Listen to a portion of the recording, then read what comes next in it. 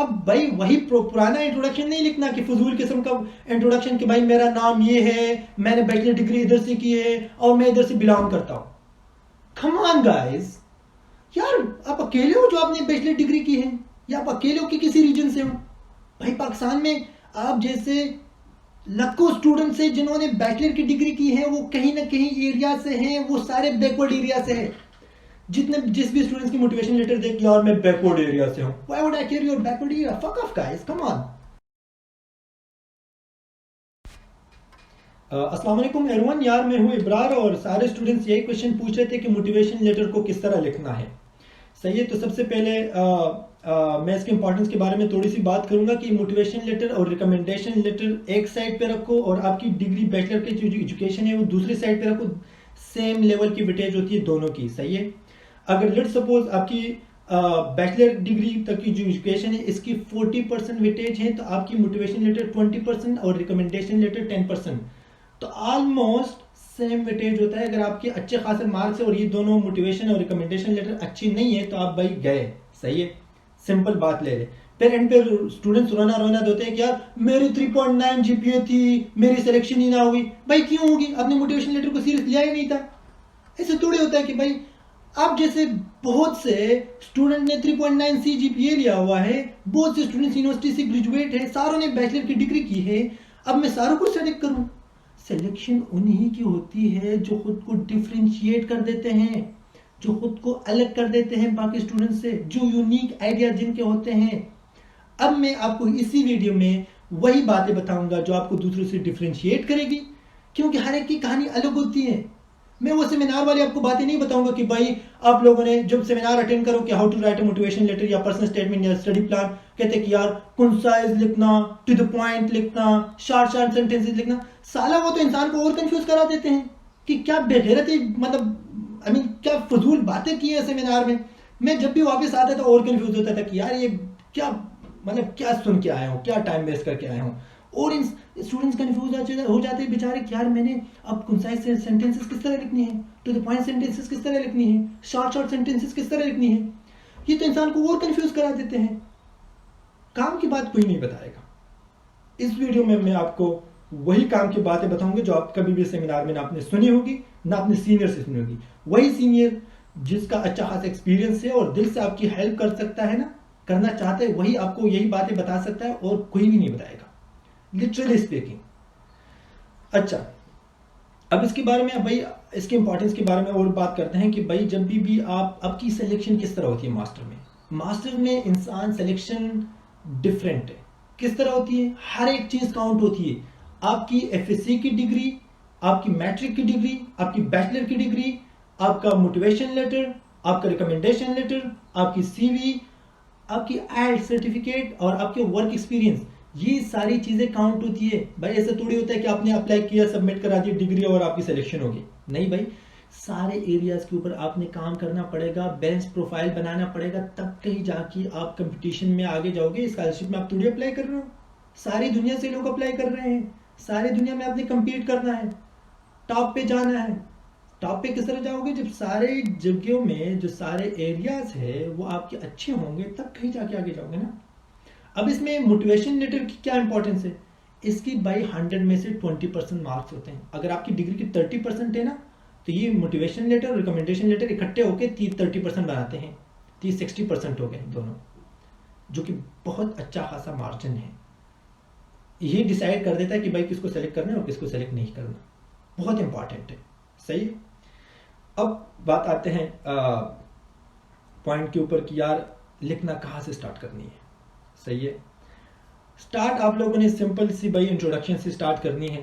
सही है, पहला पैराग्राफ हमेशा इंट्रोडक्शन का होता है कि भाई मैं कौन हूँ, क्या करना चाहता हूँ लाइफ में, क्या करना हो। अब भाई वही पुराना इंट्रोडक्शन नहीं लिखना कि फजूल किस्म का इंट्रोडक्शन कि भाई मेरा नाम ये है, मैंने बैचलर डिग्री इधर से की है और मैं इधर से बिलोंग करता हूँ। कम ऑन गाइस, यार आप अकेले हो जो आपने बैचलर डिग्री की है, या आप अकेले हो कि किसी रीजन से हो? भाई पाकिस्तान में आप जैसे लाखों स्टूडेंट्स हैं जिन्होंने बैचलर की डिग्री की है, वो कहीं ना कहीं एरिया से हैं, वो सारे बैकवर्ड एरिया से हैं। जिस भी स्टूडेंट्स की मोटिवेशन लेटर देख, यार मैं बैकवर्ड एरिया से हूं, why would I care your backward area? Fuck off guys, come on. कोई काम की बात करो। आप खुद को, दुनिया में सारे लोग बैकवर्ड एरिया से आते हैं, स्कॉलरशिप के लिए वही अप्लाई करते हैं जो बैकवर्ड एरिया से होते हैं। अमीरों के पास तो भाई पैसे हार्वर्ड स्टैनफोर्ड में पढ़ते हैं, स्कॉलरशिप के लिए वही करते हैं जो गरीब होते हैं साले। अब भाई ये गुर्बत का रोना शोना बंद करो। अब करना क्या है, काम की बातें करनी है, आप लोगों ने काम की चीज़ें बतानी है कि मैं तीसमार खान किस तरह हूँ, मुझे मेरे पास आइडियाज़ है, सही है, ठीक है। तो ये फजूल किस्म की इंट्रोडक्शन कभी भी ना देना कि यार मेरा नाम ये है, मैंने बैचलर डिग्री मैकेनिकल में की है या इलेक्ट्रिकल में, कंप्यूटर साइंस में, और मैं इधर बैकवर्ड एरिया से हूँ, बहुत प्रॉब्लम्स थे। हर एक बंदा बैकवर्ड एरिया से होता है, इसको स्कॉलरशिप के लिए अप्लाई करते हैं, तो इसकी टेंशन ना लेना। और ये अगर आप देखना फिलीपीन, इंडिया, ये सारे श्रीलंका, ये हमसे भी वो गए हुए हैं, सही है, ये इसकी टेंशन ना लेना, इसको कभी भी यूज़ ना करना। अब इंट्रोडक्शन लिखने किस तरह है, हमेशा खुद को डिफाइन करने के लिए, दूसरों से अलग करने के लिए आपकी आइडियाज़ यूनिक होने चाहिए। अब यूनिक किस तरह होगी, मैं आपको एग्जांपल सिंपल सा देता हूँ। लेट्स सपोज आपकी क्लास में 40 बंदे हैं, 40 ने बैचलर की डिग्री की। सेम इसी तरह मेहरान यूनिवर्सिटी, इकरा यूनिवर्सिटी, कामसेट यूनिवर्सिटी, पियास, नस्ट, बहुत यूनिवर्सिटीज़ है पाकिस्तान में भाई, लोकल बहुत ज़्यादा यूनिवर्सिटीज़ है। सारों से लोगों ने डिग्री की, आप लोग सेम स्टेज पे खड़े हो, सारों के पास बैचलर की डिग्री है, सारों के पास एफएससी की डिग्री है, सारों के पास अच्छे खासे मार्क्स हैं, सारों के पास जीपीए है। अब भाई सारे अप्लाई करें तो क्या मैं सारों को सेलेक्ट करूंगा? नहीं भाई, सिलेक्शन कमेटी तो सारों को सेलेक्ट नहीं करती, एक ही 2 बंदों को उठाती है। अब वही 2 बंदों को उठाएगी जिनको मतलब लगेगा कि ये बंदा डिफरेंट है दूसरे से। मोटिवेशन लेटर में आप क्या बताते हो? मोटिवेशन लेटर में आप ये बताते हो कि जितनी भी दुनिया से लोगों ने अप्लाई किया हुआ है, इन सब से मैं बेहतरीन हूँ, उनको सेलेक्ट ना करो, उनको गोली मारो, मुझे सेलेक्ट करो। अब तुझे मैं क्यों सेलेक्ट करूंगा, वही आप मोटिवेशन लेटर में बताओ कि भाई मुझे सेलेक्ट करो, बाकी जाए बाहर में भाई, आई डोंट केयर, मुझे सेलेक्ट करो, यही आप बताते हो इसमें। अब क्या हो रहा है भाई, अब स्टार्टिंग इस तरह लेनी है कि थोड़ा सा सर्च करना है। अब क्या होता है भाई, लोग मास्टर्स के लिए इसलिए जाते हैं कि कोई प्रॉब्लम्स होते हैं उनको, वर्ल्ड में कोई चैलेंजेस होते हैं। लेट्स सपोज मैं आपको सिंपल से एग्जांपल देता हूँ, रिन्यूएबल एनर्जी बड़ा कूल सा टॉपिक आजकल लग रहा है। जाके गूगल में देखो कि global challenges in this field, computer science में हो, इलेक्ट्रिकल इंजीनियरिंग में है, मैकेनिकल में है, जो भी आपका स्पेसिफिक एरिया फील्ड में जो आप मास्टर करना चाहते हैं, उनमें ग्लोबल चैलेंजेस देखो, उसके ऊपर थोड़ा सा रिसर्च करो कि भाई कौन कौन से चैलेंजेस आजकल दुनिया को पेश हैं।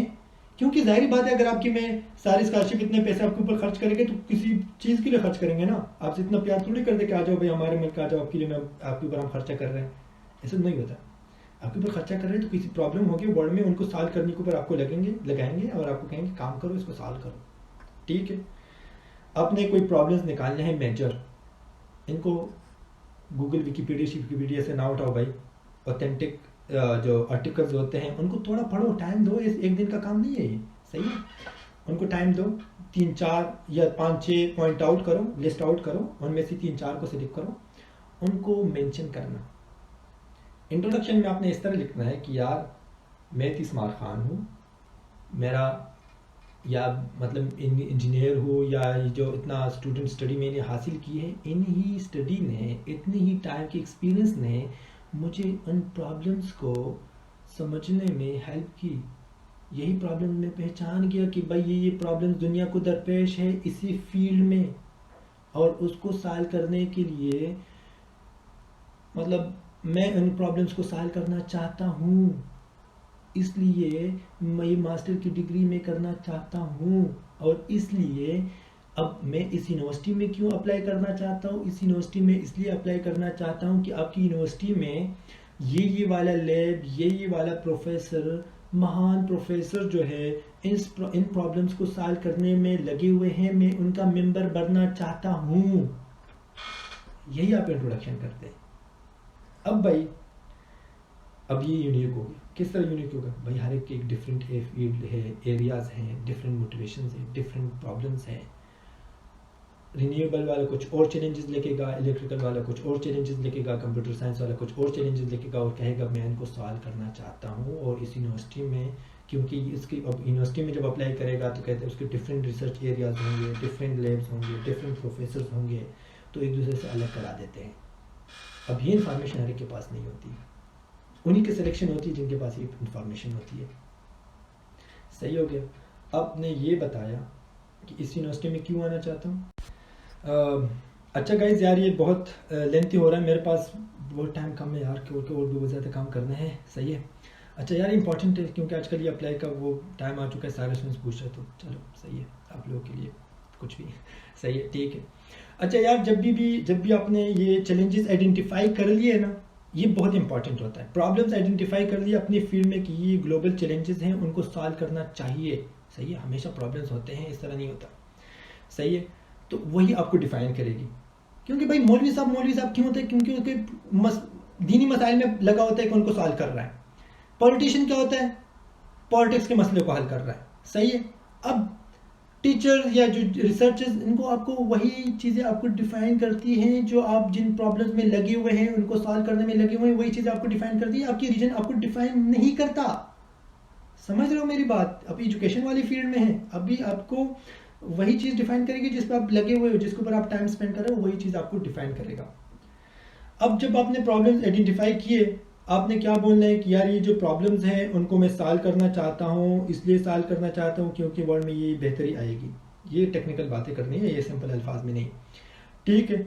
अब ये बोलना है कि यार इस यूनिवर्सिटी में क्यों आना चाहता हूँ, क्योंकि इस यूनिवर्सिटी में ये वाला लैब, ये वाला प्रोफेसर इन प्रॉब्लम्स को सॉल्व करने में लगे हुए हैं, मैं उनका मेंबर बनना चाहता हूँ। ठीक है, सही है। अब ये यूनिवर्सिटी, आप ये भी बोल सकते हैं कि यूनिवर्सिटी बहुत अच्छी है, अच्छी खासी रैंक्ड है, इसकी रिसर्च एरियाज अच्छे हैं। सही है। इसके जो कोर्सेज, इस मास्टर में क्यों अप्लाई करना चाहता हूँ इस प्रोग्राम में, इसमें जो कोर्सेज है, डिफरेंट कोर्सेज हैं, वो इन प्रॉब्लम को सॉल्व करने में मेरी हेल्प करेगी। यही आपको इंट्रोड्यूस करा देता है, यही आपकी इंट्रोडक्शन है। आपकी इंट्रोडक्शन नहीं है कि मैं लकी मरवत से हूँ, या मैं स्वाद से हूँ, या बुनेर से हूँ, या सक्कर से हूँ। सही, आपकी ये इंट्रोडक्शन नहीं है। आप कभी भी इस तरह की चीज़ें फजूल किस्म की नहीं लिखना। ठीक है, हो गया इंट्रोडक्शन का काम। बाकी यार मैं तो कह रहा हूँ किसी और टाइम करेंगे यार, और भी बहुत ज़्यादा काम है मेरे। सही है, ये तब तक लिख लें, इंशाल्लाह नेक्स्ट टाइम कर लेते हैं यार। टाइम इजाज़त नहीं दे रहा, तब तक के लिए गुड बाय। और कोई भी प्रॉब्लम हो आप पूछ सकते हैं कमेंट सेक्शन में। यार वीडियो को शेयर करो दूसरे दोस्तों के साथ, क्योंकि जब भी आप दूसरों की हेल्प करेंगे ना, दिल से हेल्प करोगे तो अल्लाह ताला आपका हेल्प करेगा। सही है, तो वीडियो को शेयर करो ताकि उनको भी ये इन्फॉर्मेशन पहुंच जाए, क्योंकि बातें कॉन्फ्रेंस सेमिनार्स में नहीं होती। जो मैंने आपको की है ये बस दिल से हेल्प करना चाहता हूँ आप लोग की, और आप भी दूसरों की हेल्प करें तो इंशाल्लाह बेहतर होगा। कभी भी डिसअपॉइंट नहीं होना लाइफ में, और अल्लाह पे यकीन रखो। और तब तक के लिए अल्लाह हाफिज़।